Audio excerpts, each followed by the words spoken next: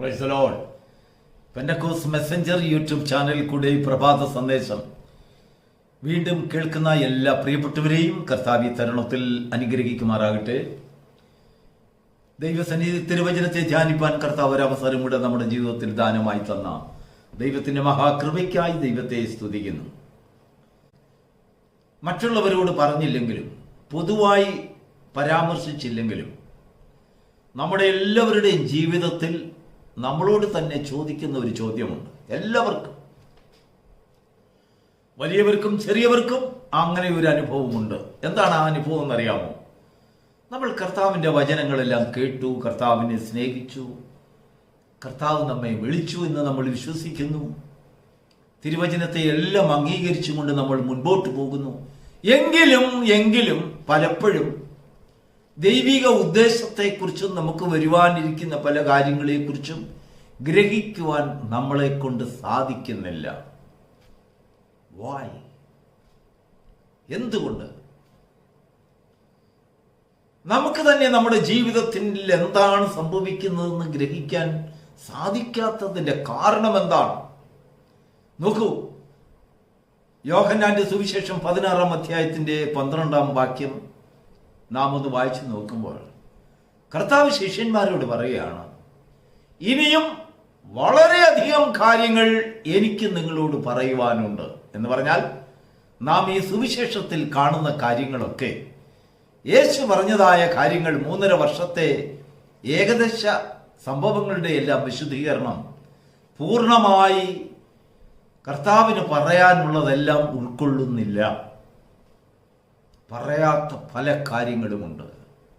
ശിഷ്യന്മാരോട് തന്നെയല്ല, നമ്മളോടും പറയാത്ത ഒരുപാട് കാര്യങ്ങളുണ്ട്. കർത്താവിന് നമ്മളോട് പറയുവാനുണ്ട്. അതെങ്ങനെ ഗ്രഹിക്കും? എന്താണ് ആ പറയാനുള്ളത്? ഒരുപാട് കാര്യങ്ങൾ കർത്താവ് പറയാൻ, ഇനി വളരെ കാര്യങ്ങൾ പറയാനുണ്ട്.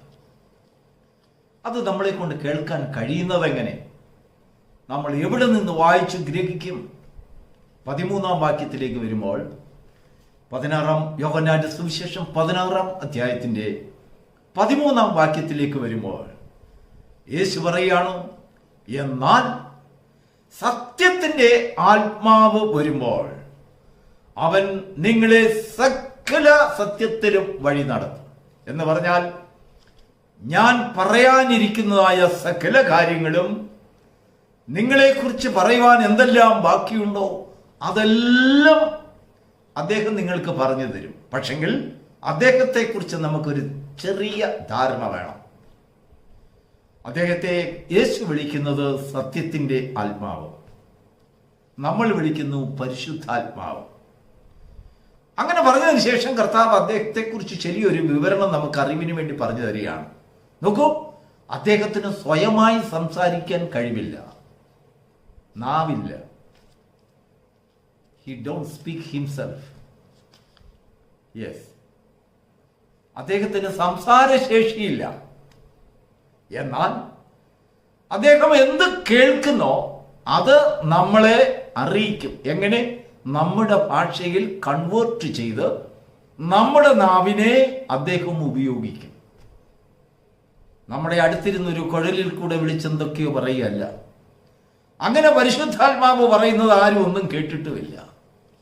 പരിശുദ്ധാത്മാവിന് അങ്ങനെ ഒരു ശബ്ദതരംഗണിയില്ല. തനിക്ക് സ്വയമായി സംസാരിക്കുവാൻ കഴിയില്ല. സ്വയമായി സംസാരിക്കുവാൻ അദ്ദേഹത്തെ ഏർപ്പെടുത്തിയിട്ടില്ല. അദ്ദേഹത്തിന് കൊടുത്തിരിക്കുന്ന ഉദ്യോഗം, സ്വർഗത്തിൽ എന്തു കേൾക്കുന്നുവോ അതിനെ നിങ്ങളുടെ ഭാഷയിൽ, എന്ന് പറഞ്ഞാൽ നമ്മുടെ ഓരോരുത്തരുടെയും ഭാഷയിൽ നമുക്കുള്ളതായ കഴിവിനനുസരിച്ച്, നമ്മുടെ സാഹചര്യങ്ങൾക്കനുസരിച്ച്, നമ്മുടെ പരിമിതികൾക്കനുസരിച്ച് നമ്മെ സമയം നമ്മുടെ ജ്ഞാനത്തിൽ കൂടെയും നമ്മുടെ നാവിൽ കൂടെയും നമ്മോട് സംസാരിക്കുക. Praise the Lord. അതിന് പല ഭാഷകളിൽ കൂടെ പ്രസരണം നടത്താൻ കഴിയും. 120 പേർ കൂടിയിരുന്നതായ മാളികമുറിയിൽ 1-ാം നൂറ്റാണ്ടിൽ സംഭവിച്ചത് പ്രസ്തുത വിഷയത്തിന്റെ സാക്ഷാത്കാരമാണ്. അവർ എല്ലാവരും അന്യഭാഷ സംസാരിച്ചു. അഗ്നിജ്വാലിക്കത്തുന്ന പിളർന്ന നാവുകൾ പോലെ ഒരു നാവ് അവർക്ക് കിട്ടി. അവരറിയാതെ ചിലത് സംസാരിച്ചു. ആ സംസാരിച്ചത് അവിടെ കൂടിയിരുന്ന പലർക്കും അവരവരുടെ ഭാഷയിൽ മനസ്സിലായി. എന്ന് പറഞ്ഞാൽ സത്യത്തിന്റെ ആത്മാവ് ഒരു ആംപ്ലിഫയറായി, കൺവേർട്ടിംഗ് മെഷീനായി അവിടെ ക്രിയേറ്റ് ആയി, അവിടെ പ്രവർത്തിച്ചു.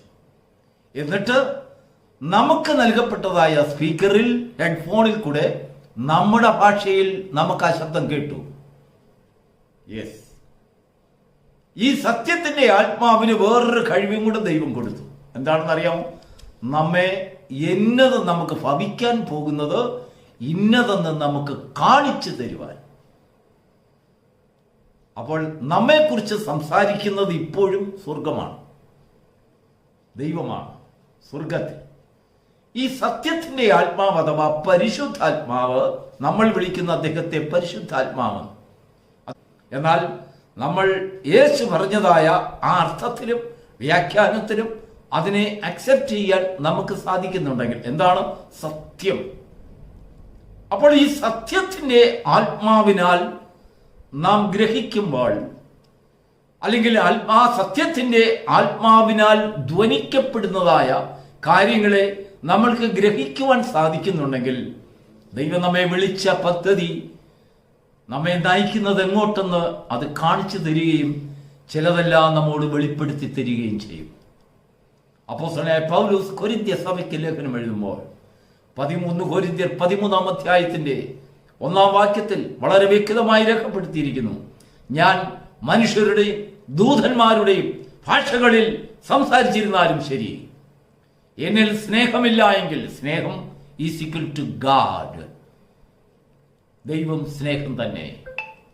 എന്നിൽ ദൈവമില്ല എങ്കിൽ, എന്നിൽ ദൈവം സംസാരിക്കുന്നില്ല എങ്കിൽ, എന്നിൽ ദൈവം ഇടപെടുന്നില്ല എങ്കിൽ, എന്നിൽ ദൈവം സ്ഥാപിതമാകുന്നില്ല എങ്കിൽ, ഞാൻ സംസാരിക്കുന്നത് മുഴങ്ങുന്ന ചെമ്പോ ചെലമ്പുന്ന കൈത്താളമായി പോകും. പൗലോസ് അതുകൊണ്ട് സഭയോട് പറയുകയാണ്, നിങ്ങൾ അന്യഭാഷ സംസാരിക്കുന്നുണ്ടെങ്കിൽ അതിൽ തൃപ്തരായിരിക്കാതെ വിവേചനത്തിന് വേണ്ടി പ്രാർത്ഥിപ്പീൻ. അത് നിങ്ങളോട് എന്ത് പറയുന്നു, എന്ത് കാണിക്കുന്നു എന്ന് നിങ്ങൾ ഗ്രഹിക്കേണ്ടതിന്, മറ്റുള്ളവരോട് പറയാനല്ല. വിവേചനം അത് തർജ്ജമ ചെയ്യുവാനുള്ളതായ ഒരു അഭിഷേകം. നമുക്കെന്താണ് സംഭവിക്കുന്നത് അത് നമ്മളോട് സംസാരിക്കുന്നുണ്ട്. എങ്ങനെ? അത് വലിയൊരു മൈക്കിൽ കൂടെ സംസാരിക്കുന്ന പോലെ നമ്മുടെ ചെവിയിൽ വന്ന് പറയുകയല്ല, നമ്മുടെ നാവ് തന്നെ ഉപയോഗിക്കും. He speak in times. നമുക്ക് ആ ഭാഷ മനസ്സിലാകാതെ, എന്നാൽ വിവേചനത്തിന്റെ ആത്മാവ് ദൈവത്തോട് പ്രാർത്ഥിച്ച് നാം പ്രാപിക്കുകയാണെങ്കിൽ, എന്താണ് ഈ സത്യത്തിന്റെ ആത്മാവ് നമ്മെ ഗ്രഹിപ്പിക്കുന്നതെന്ന് നമ്മുടെ ഭാഷയിൽ ഗ്രഹിക്കാൻ കഴിയും. നമ്മുടെ കഴിവിനനുസരിച്ച്, നമ്മുടെ കഴിവില്ലായ്മയിലല്ല.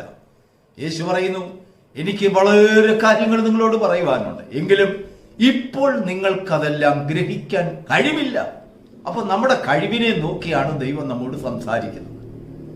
ഇങ്ങനെ സത്യത്തിന്റെ ആത്മാവ് നമ്മുടെ ഉള്ളിൽ കടന്നു വന്ന് നമ്മൾ സത്യത്തിന്റെ വാക്കുകളെ കേട്ട് സത്യത്തിന് വേണ്ടി നിൽക്കുമ്പോൾ പ്രതികൂലങ്ങൾ ഉണ്ടാകും, കഷ്ടതയുണ്ടാകും, പരിഹാസമുണ്ടാകും, ഒരുപാട് പ്രശ്നങ്ങളിൽ കൂടെ, കണ്ണുനീരിൽ കൂടെ കടന്നു പോകും. കാരണം എന്താണെന്നറിയാമോ? സത്യത്തിന് വേണ്ടി നിൽക്കുന്നത് കൊണ്ട്. സത്യം സംസാരിക്കുന്നവർക്ക് ഈ ലോകത്തിൽ കഷ്ടതയുണ്ട്.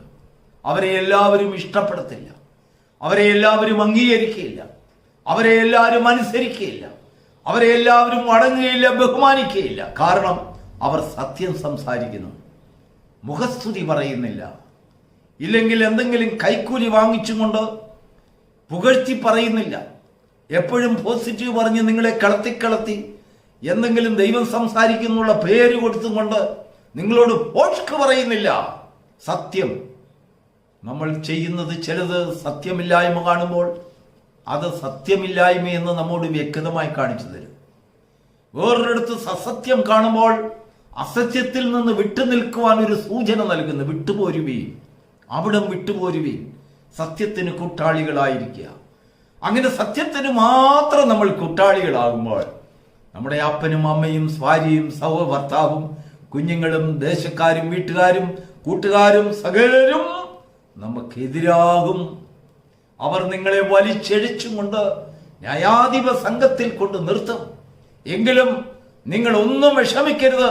അവിടെ എന്ത് പറയുമെന്ന് നിങ്ങൾ വിഷമിക്കേണ്ട. സത്യത്തിന്റെ ആത്മാവ് അവിടെ പ്രത്യക്ഷപ്പെടും. അവൻ നിങ്ങളുടെ നാവിൽ പറഞ്ഞു തരും ഇന്നത് പറയുവാൻ.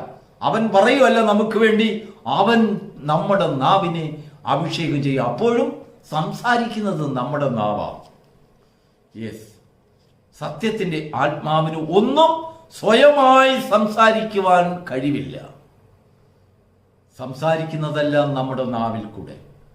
എന്നാൽ നമ്മുടെ നാവിനെ വിട്ടുകൊടുക്കുന്നത് നമ്മുടെ മനസാക്ഷി എന്ന് പറയുന്ന ഒരു പ്രമാണം. ഇതാ ഞാൻ നന്മയും തിന്മയും നിന്റെ മുൻപിൽ വയ്ക്കുന്നു. What ever you like you select it, choose it. സത്യം അംഗീകരിക്കണോ, അംഗീകരിക്കാം. വേണ്ടായോ, വേണ്ട. എന്നാൽ നമ്മൾ സത്യത്തെ അംഗീകരിക്കുമ്പോൾ അവിടെയാണ് നാം പറഞ്ഞു തുടങ്ങിയതായ ഭാഗം പൂർത്തീകരിക്കപ്പെടുന്നത്. ക്രിസ്തീയ ജീവിതം നമ്മുടെ ജീവിതത്തിൽ പൂർണ്ണമായി പ്രതിഫലിക്കപ്പെടുന്നത്.